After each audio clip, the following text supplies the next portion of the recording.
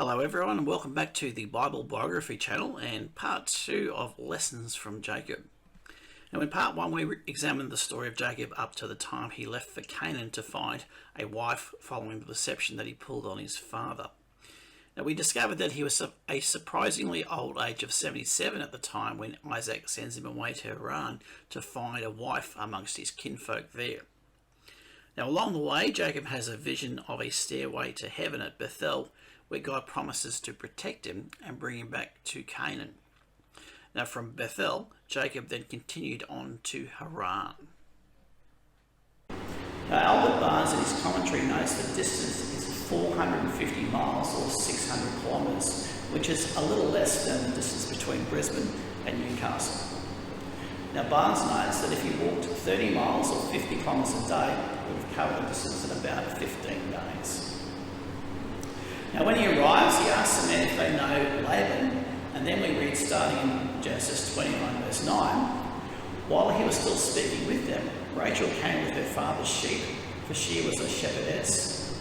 And it came to pass, when Jacob saw Rachel, the daughter of Laban, his mother's brother, that Jacob went near and rolled the stone from the well's mouth and watered the flock of Laban.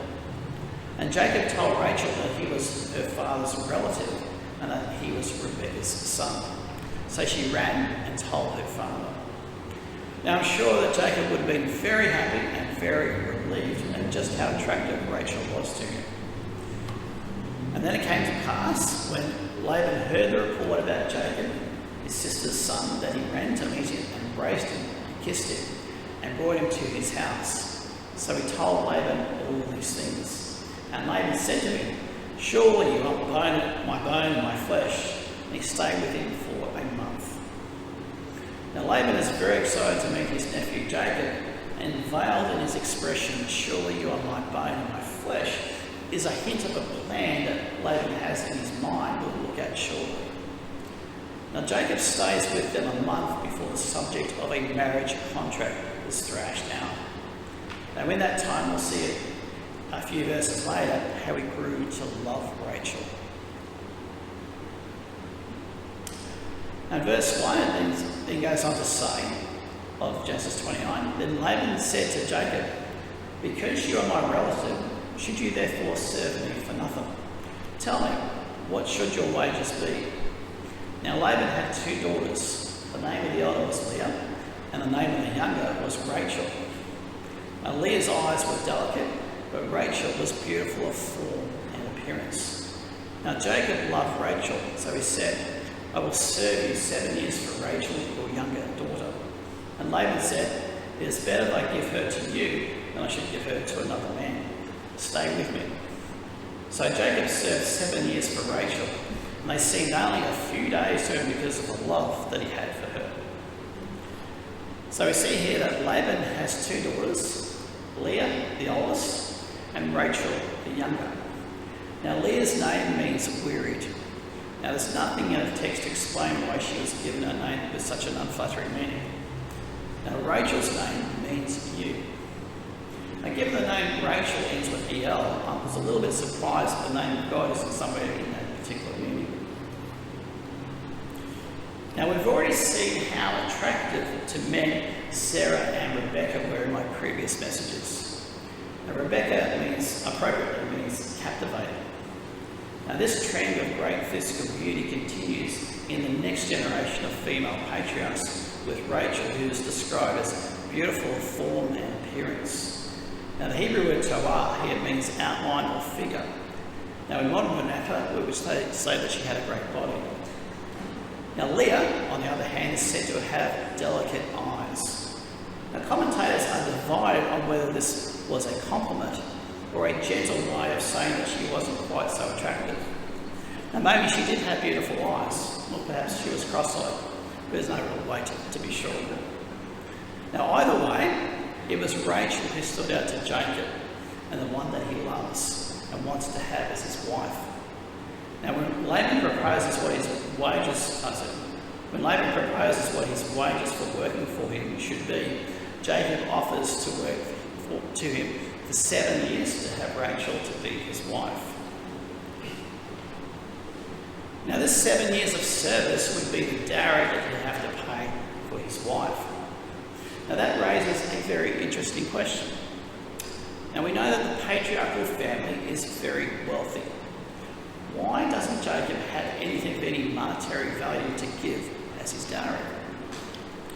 Now when Abraham sent his servant to find a wife for Isaac, we read in Genesis 24:53 that the servant brought out jewelry of silver, jewelry of gold and clothing, and gave them to Rebekah. He also gave precious things to her brother and to her mother.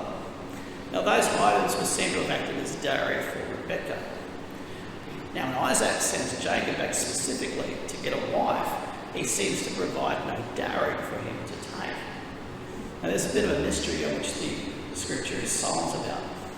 Now perhaps he did have a dowry when he was right on his way up to Haran, or perhaps, more likely, did Isaac deliberately send him without one as punishment for the deception that he'd done on him previously.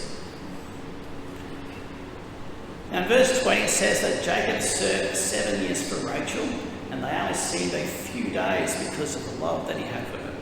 Now that sounds wonderfully romantic, doesn't it? Well, I can assure you that if you had to wait till the end of the 7 years before he could actually marry her, it would have felt not like a few days, but like 70 years. Now let's look at the story of Jacob's weddings now to back that point up of when his marriages were consummated. Now starting from verse 21 of Genesis 29, we read, Then Jacob said to Laban, Give me my wife, for my days are fulfilled, so that I may go into her. And Laban gathered together all the men of the place and made a feast. Now it came to pass in the evening that he took Leah his daughter and brought her to Jacob, and he went into her. And Laban gave his maid Zilpah to his daughter Leah as a maid. So it came to pass in the morning that, behold, it was Leah. Now notice that Jacob says to Laban, For my days are fulfilled. He doesn't say my years are fulfilled. Now some have mistakenly thought that he doesn't marry his 2 wives until he served his first 7 years. Now we'll see later that Joseph is born at the end of the 14 years of dowry service. Now if Jacob had to wait 7 years before he married either of the 2, that means he would have had 12 children in 7 years. Now Leah herself bears 6 children by the time that Joseph is born, and has a period of not bearing after her 4th son, so it is wholly improbable that his first child isn't born until the second lot of 7 years. Now the days imply a certain number of days from a wedding contract before he could take Rachel as his wife. Now the initial month of Jacob's stay with Laban may have been part of that contract period. So they hold a great wedding feast.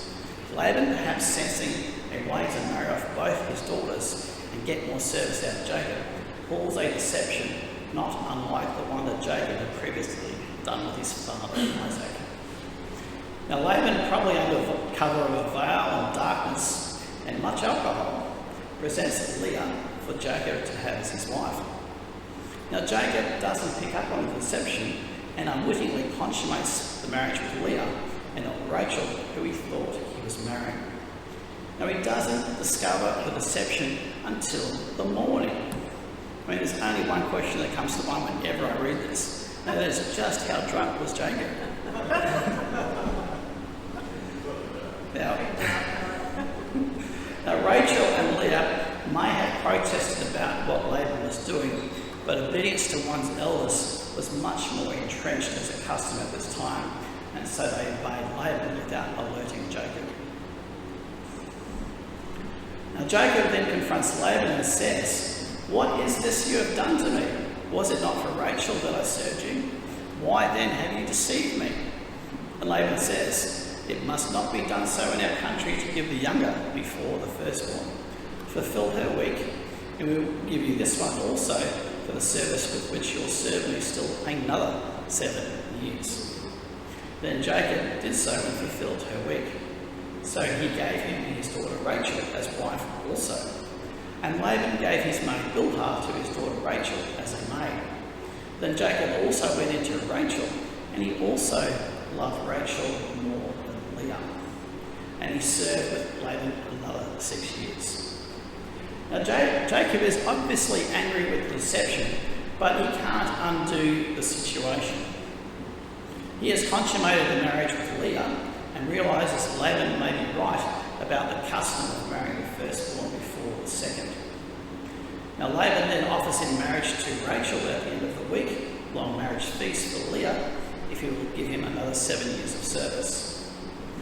Now realising he can only have Rachel if he comes to terms with Laban, he agrees to what he would have thought was a rather dodgy deal. Now it says that Jacob loved Rachel more than Leah. Now Jacob didn't seek Leah, so naturally he's going to love Rachel more. However, this favouritism towards one particular wife and later the children of that particular wife, but compared to the others, is going to later come back and haunt him. Now when I spoke about Abraham and Isaac, we saw that Sarah bore Abraham no children before the miraculous birth of Isaac. Isaac's wife Rebecca was also barren until God healed her. Now Jacob has now married his two cousins, Leah and Rachel. Now Genesis 29:31 says, "And when the Lord saw that Leah was unloved, he opened her womb, but Rachel was barren." Now Rachel was barren, and the implication here is that Leah may have been barren also, since God actively opened her womb, seeing she is the less favoured wife. Now infertility is known to be a symptom of incestuous relationships. Now this issue of infertility amongst the patriarchs may have been a potential consequence of marrying such close relationships. Now Sarah was Abraham's half-sister, Rebecca was the daughter of Isaac's cousin, and Rachel and Leah were both cousins to Jacob. Now marriage between such close relations as these, you'll see, is later prohibited by God in the statutes that he gave to Moses. Now this infertility problem with the patriarchal women worked well in God's plan with the patriarchs. Now the 12 tribes that descended from Jacob, who was later called to Israel, were a miracle. Not just once, but 3 times over. And God had to miraculously intervene with 3 generations of mothers for each of them to be born. Now this triply emphasised that God's election comes by God's grace and miraculous intervention, and not by our own merit. Now Genesis 29 and 30 give an account of the birth of all the children except for Benjamin, who was born after Jacob returns to Canaan. Now what is quite remarkable in these chapters is that the meanings of all the names of the sons born to Jacob are mentioned. Now God inspired them to be recorded, as those name meanings will play a part in God's unfolding plan for Israel. Now in the Bible, many things are multi-layered like the layers of an onion. The meaning given to each of the sons of Jacob are that way as well. Now at one level, they tell the story of 2 women competing for favour with their husband in what could be called a baby race. At another level, we will see that when the meanings of those names are strung together, they tell the story about Jacob and the people of God. So let's look at the story of the birth of Jacob's children. Now Leah is unloved, so God opens her womb and she bore a son, and she called his name Reuben. For she said, "The Lord has surely looked on my affliction. Now therefore my son will love me." Now Leah's desperately hoping that having a son will lead to Jacob loving her in the same way that he loves Rachel.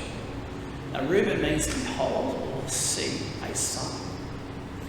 Now she has another son and calls his name Simeon or Shimon, which means hear, because the Lord has heard that I am unloved and given me this son also. Now Leah then has a 3rd son, and this ache to have her husband love her the same way that Jacob loves her sister Rachel is painfully evident. She calls him Levi, meaning joined, as she says, "Now this time my husband will become attached to me because I have borne him 3 sons."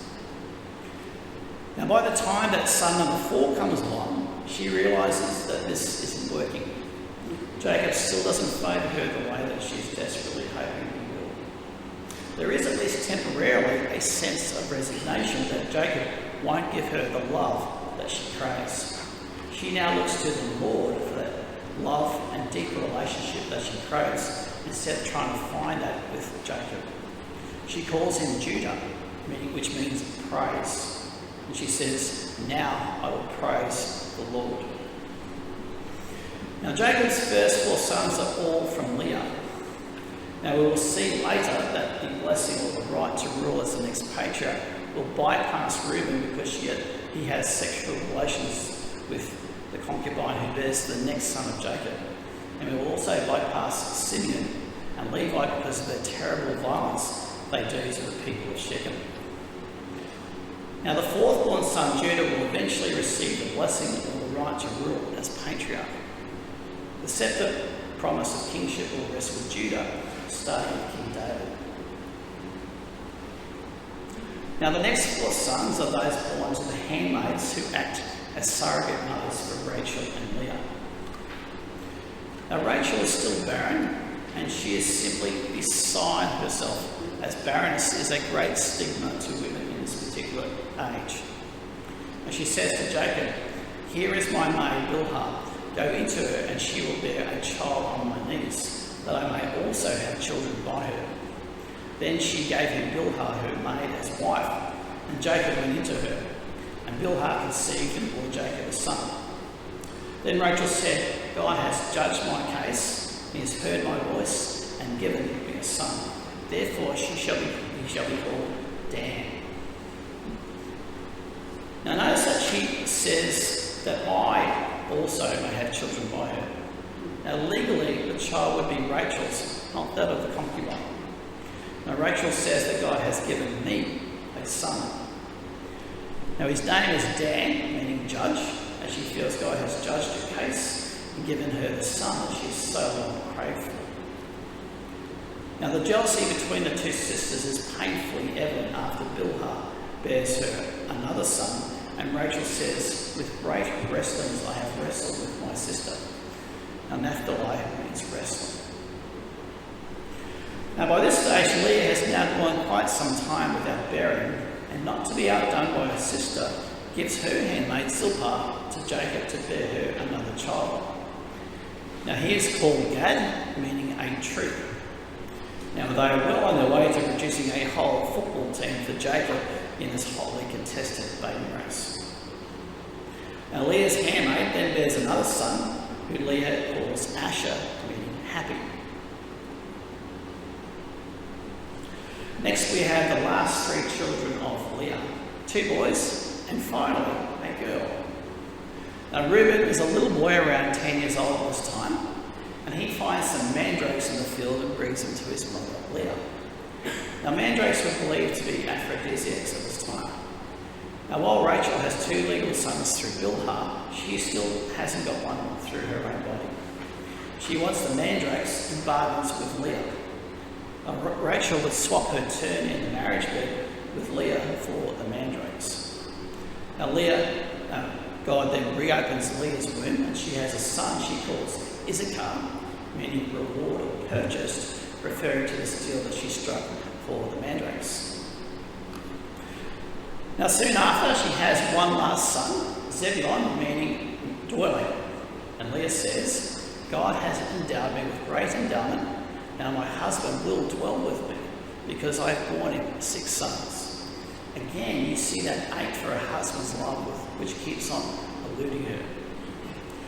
Now Leah also bears a daughter, the only one that Jacob will have, who Leah calls Dinah, a name similar to Dan, which means justice. Now at least God has been good to her and blessed her with children, despite the lack of favour that she gets from Jacob. Now we don't know if the mandrakes had any impact Rachel bore of Leah. But we finally see that God intervenes and heals Rachel of her barren womb. And she says that God has at last taken away her reproach, the stigma of being barren. Now her name for him, Joseph, expresses ongoing faith that God will continue to bless her in future with another son. And she calls his name Jacob, meaning he shall add. And she says that the Lord shall add to me another son. Now it will take another 6 years, but she will have one more son after Jacob leaves Haran and is on her way. They're on their way to see Jacob's father in Hebron. Now along the way in Bethlehem she gives birth, and the labour is especially hard. And as her life is slipping away, she calls him Ben-Oni, meaning son of my pain. Now Jacob will rename him to Benjamin after she dies, meaning son of the right hand. So here they all are, the 12 sons of Jacob, who became the father of the 12 tribes of Israel. Now Leah had 6 sons, Rachel had 2 sons, and their concubines each had 2 sons. Now the birthright or the double portion usually went with the blessing or the right to patriarchal rule, but unusually the 2 were separated with Joseph's sons. The blessing went to Judah after the first, second and third born sons all disqualified themselves. The birthright, which we'll see in part 2, was given by Jacob to the son who was the other firstborn, the firstborn of his favourite wife, Rachel, even though he was the 11th in birth order amongst the sons of Jacob. Now the odds of having 12 out of 13 children born as sons with only one daughter are quite astronomical, and no doubt God's hand was involved in making that happen. Now the number 12 is biblically significant as the number of organisational beginnings. Now Levi would become the tribe of the priesthood and did not receive a land inheritance. Now when Levi is not counted as one of the 12, often Joseph is counted as 2 tribes, those descended from his 2 sons, Ephraim and Manasseh. Now with both Levi and Ephraim and Manasseh are all counted as full tribes, the number is 13. Now the number 13 is quite significant with the half tribe of Manasseh, just as it is for the United States, which started off as 13 colonies. Now I said before that at another level, when the meaning of those names are strung together, they tell a story about Jacob and the people of God. Now if we flesh out the meaning of those names into meaningful sentences, it reads like this. God sees a son, Reuben, and hears me, Simeon, and has joined me, Levi, to him. Praise the Lord, Judah, for he has judged Dan. And following my wrestling, Naphtali, a true Gad comes. Happy am I, Asher, for he has purchased me, Issachar, and will dwell with me, Zebulun. God will add me, Joseph, to the son of his right hand, Benjamin. Now Jacob, of course, will wrestle with God, and he certainly had a whole troop of children. Now Benjamin had his original name, Ben-Oni. You can see how it wouldn't quite work so well here, saying that God will add me to the son of his pain. Though pain does bring to mind the crucifixion that Jesus endured. Now in the book of Revelation, in chapter 7, we will see a list of names of tribes with 12,000 each, forming a group of 144,000. Now the order of tribal names is somewhat different in that passage, and it's quite a mystery to a lot of people why one tribe and one half tribe of Joseph are missing on that list. Now in part 3, we'll explore that list and a slightly different story told by the meaning of those names. Now in relation to the missing tribe and the half tribe, I will give you a hint why those 2 are missing. There's something to do with what the Bible refers to as the sins of Jeroboam.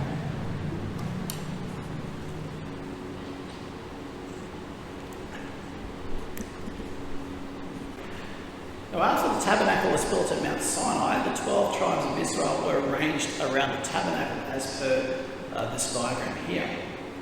Now the Levites were in the centre around the tabernacle. Now Joseph is split into Ephraim and Manasseh, and with Benjamin formed three tribes on each side. Now there were 4 lead tribes of Israel, Judah and Joseph, who faced each other. Now Judah is the scepter or ruling tribe. Joseph is the birthright tribe. Now the other 2 leading tribes were Reuben and Dan.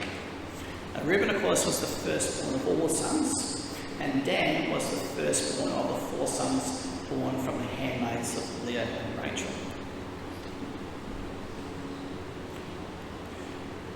Now when we think of a patriarchy today, we might think of the British royal family ruled by the Grand Patriarch Queen Elizabeth II, or many of the great aristocratic families.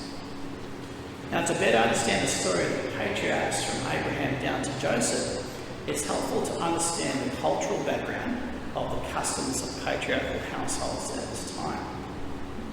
Now a patriarchal household would look something like this. The patriarch would generally be the oldest son of the deceased father. Now if they hadn't been given leave by the patriarch, living with the household would also be the brothers of the patriarch in the families. Now married sons of the patriarch, so long as they are in the same geographical area, would not set up their own household, but would continue to live with and be under the father's patriarchal authority. Now a daughter, when she would marry, would leave her own family and come under the authority of her husband and his patriarch. Now servants, including their wives and children, would not just be under the authority of the patriarch, but would also be considered part of the family. Now in the time of the patriarchs, when the patriarch dies, either the oldest son or another son that the patriarch has chosen will replace him as the new patriarch. Now the patriarch legally had authority over all the property of those in authority over. Now remember, Jacob served 14 years for his wives. He says to Laban in Genesis 30, when he asks for permission to leave, "Give me my wives and my children." Now later in Genesis 31:43, after Laban catches up with Jacob, he says, "This flock is my flock, and all that you see is mine." Now, a patriarchal society would not leave without seeking the consent of the patriarch. Now, if Laban adopted Jacob as a son, this explains why Jacob never sets up his own household, but remains under Laban's authority. Now, Laban then gave Jacob a counter-offer that he agreed to. Now, a patriarch may choose to send his sons or brothers far away enough and gift them with whatever he chooses to give them, and they will then become a patriarch of a new household. Now we see an example of this in Genesis 25:6, in the life of Abraham with his sons of Keturah, the wife that he had after Sarah died. It says that he gave them gifts and sent them eastward to become patriarchs of their own, so they would not be under Isaac's authority once he died. And this would give them legal authority over the inheritance that he gave them. Now when Jacob was away, Isaac, expecting Jacob to return at some stage, must have decided it was best to send Esau away so he would not need to be under Jacob's lawful authority when he died, given how he cheated Esau to gain that right to become patriarch. Now Isaac tried to make good of a bad situation as Esau went to Mount Seir, and he became very rich by the time that Jacob returns. Now Richard Page notes that there are a number of oddities in the story of Jacob during his time in Haran that can be neatly explained if Jacob was not just the son-in-law, but the adopted son of Laban. Now this solution to these oddities was originally proposed by Edwin Campbell and David Freeman in the biblical archaeologist Reader after studying ancient tablets uncovered at the zoo. Now when a patriarch had no sons, he could take a servant of his household and make him heir. We saw that with Eliezer, who Abraham told God would be his heir before he had any sons. Now a servant could be adopted and be considered part of the family, even more than a blood relative who was in the land but not directly under the authority of the patriarch. Now, another custom of the time, if he had daughters but no sons, is that he would take a son-in-law and adopt him as a son, making him the heir of his property.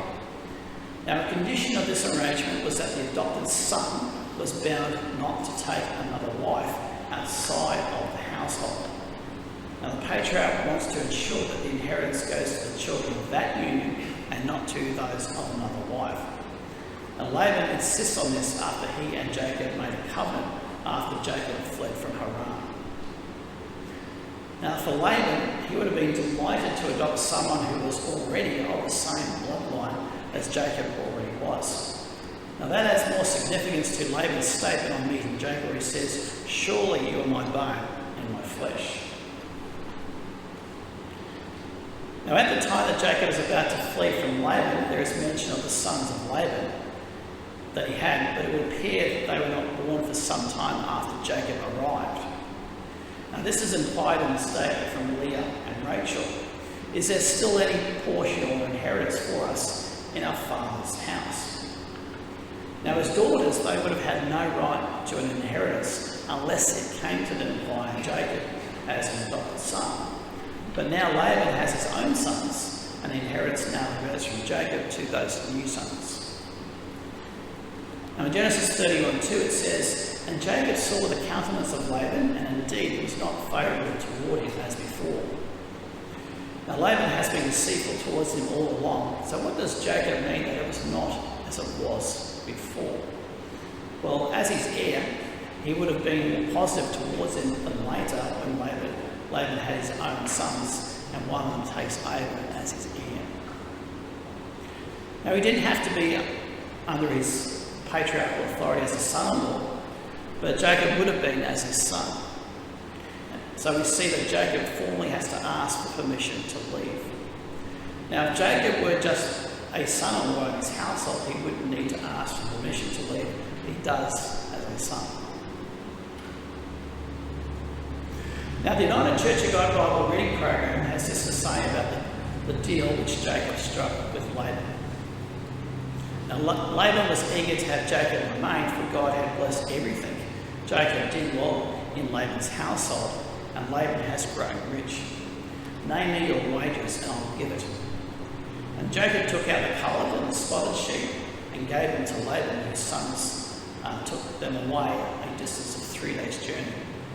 Now this left Jacob with only the pure white sheep.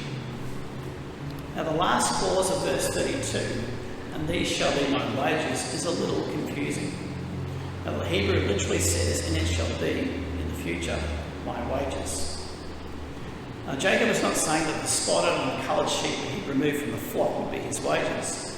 Instead, Jacob was saying that in the future, any spotted or coloured sheep born in the flock that Jacob would tend to would be his wages.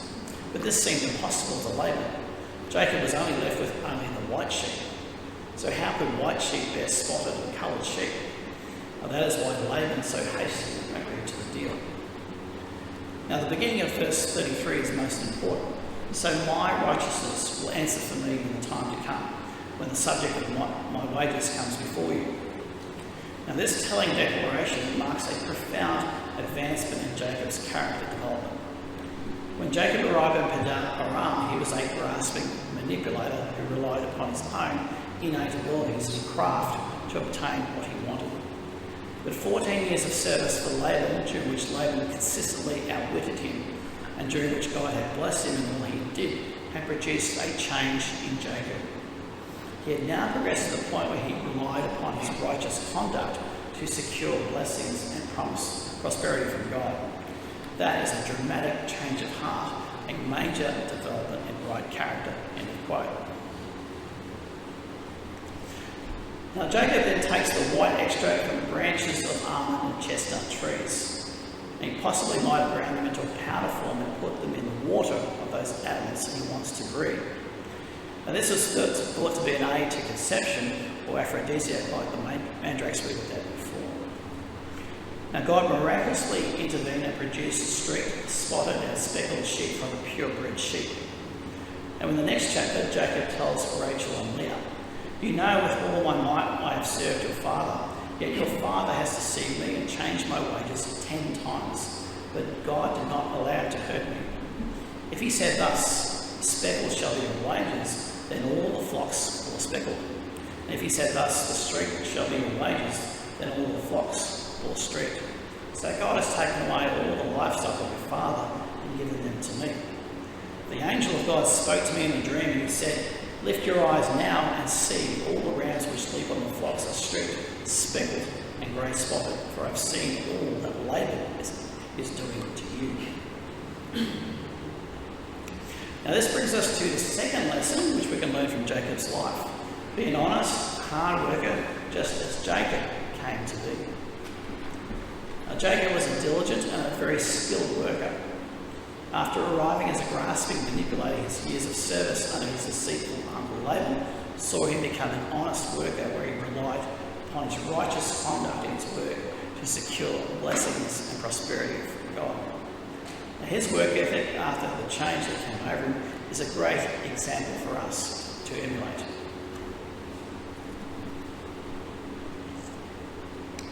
Now, after 6 more years, came to a head leading to Jacob, deciding to finally leave Laban and head back to Canaan.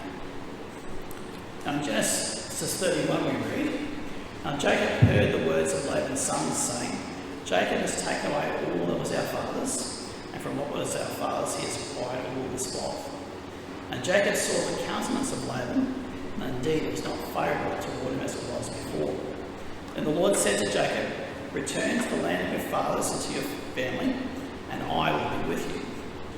So Jacob sent and called Rachel and Leah to the field to his flock, and said to them, I see your father's countenance, and it is not favourable towards me as it was before. But the God of my father has been with me. God has taken away the livestock of your father and given them to me. And the angel of God spoke to me in a dream, saying, I am the God of Bethel, where you anointed the pillar, and where you made a vow to me. Now arise, get out of this land, and return to the land of your father. All the new animals are going to Jacob. Now, as Laban loses animals, his are not being replaced sufficiently to cover his losses. Now Laban now has sons who are probably between 10 and 15 years old. Now God addresses himself in Jacob's dream as the God of Bethel. Now, appearing to him now, God shows him that he is not just local to the land of Canaan, but he has been working with and blessing him hundreds of miles away in Bethel in Haran, from Bethel in Haran. Now, in the ancient world, God was seen as local and territorial to a particular area. Now, as daughters, Rachel and Leah would have had no right to inheritance unless it came by Jacob as an adopted son. But now Laban has his own sons, and the inheritance now reverts from Jacob to those new sons. Now Rachel and Leah have plenty of unkind things to say about their father's conduct, and agree that they should do as God says, and leave Laban, which they do without telling him. They leave Haran in the area of Padan Aram, intending to go to Jacob's father, Isaac, in Hebron. Now Laban is not told until the 3rd day that they have left, and he pursues them all the way to the hill country of Gilead on the east side of the Jordan River, where he catches up to them after pursuing them for 7 days.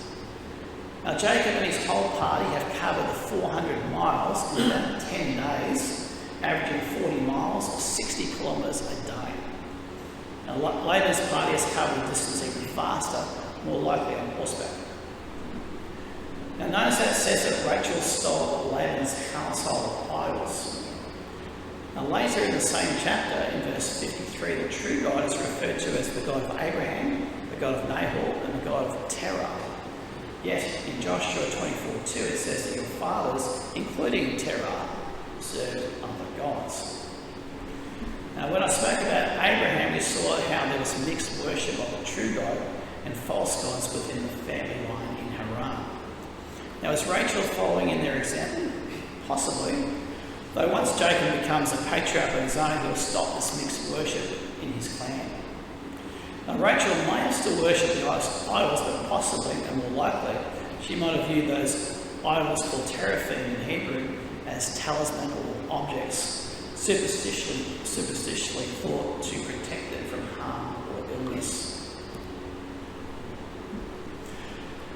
Now, after Laban catches up with him, Jacob has it out with Laban over his deceitful and greedy conduct, and asserts that God has been looking after him, and Laban was rebuked in the dream that he had the night before.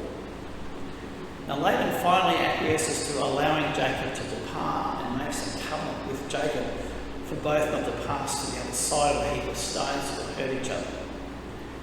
Now, notice twice in that passage that God is referred to as the fear of Isaac. Now, fear here means dread or terror. Now, is this one of God's names? Or was there a sense of fearful dread in the way that Isaac related to God that Jacob had seen growing up? Now, Laban departs peacefully, but now Jacob is deeply worried about the reaction of Esau, who last time they saw each other had said that he would kill him. So, one problem down, one to go. Now, Genesis 32 starts with an unusual encounter. In verses 1 and 2 it says, Jacob went on his way, and the angels of God met him. When Jacob saw them, he said, "This is God's camp." And he called the name of that place Mahanaim. Now, the word Mahanaim means two camps. Now, Adam Clark in his commentary offers this reason for this angelic encounter with Jacob. The angelic host which Jacob met with him the night before might have inspired him with sufficient confidence in God's protection. End quote. And then we read, and Jacob sent messages before him to Esau his brother in the land of SEIR, the country of Edom. And he commanded them, saying, "Speak thus to my lord Esau. Thus your servant Jacob says, I have dwelt with Laban and stayed there until now. I have oxen, donkeys, flocks, and male and female servants, and have sent to tell my lord that I may find favour in your sight." Then the messengers returned to Jacob, saying, "We came to your brother Esau, and he is also coming to meet you, and 400 men are with him." So Jacob was greatly afraid and distressed, and he divided the people that were with him, and the flocks and herds and camels into two companies. And he said, "If Esau comes to the one company and attacks it, then the other company which is left will escape." Now he knows that God has promised to protect him and bring him back safely, yet his guilty conscience over what he's done to Esau in the past is getting the better of him, and he's fearing the worst. Now Esau may have told the messengers that he comes to Jacob in peace, which Jacob may or may not have thought was a ruse. But prudently though, Jacob divides his party up into two camps if Esau does intend to harm them. And he rose that night and took his wives, his two female servants, and his 11 sons, and crossed over the ford of Jabbok. He took them, sent them over the brook, and sent over what he had. Then Jacob was left alone, and a man wrestled with him until the break of day. Now when he saw that he did not prevail against him, he touched the socket of his hip, and the socket of Jacob's hip was out of joint as he wrestled with him. And he said, "Let me go, for the day breaks." But he said, "I will not let you go until you bless me." So he said to him, "What is your name?" And he said, "Jacob." And he said, "Your name shall no longer be called Jacob, but Israel, for you have struggled with God and with men and have prevailed." Then Jacob asked, saying, "Tell me your name, I pray." And he said, "Why is that you ask about my name?" And he blessed him there. So Jacob called the name of the place Peniel, for I have seen God face to face, and my life is preserved.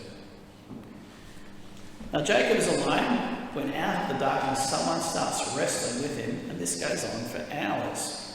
A person who Jacob later recognises as God wrestled with Jacob for a whole night, testing Jacob's tenacity. And again, he also may have enjoyed the wrestle. Now Jacob kept going even when his hip was out of joint, and would not let go until God blessed him. And we see here that God gives Jacob a new name, Israel.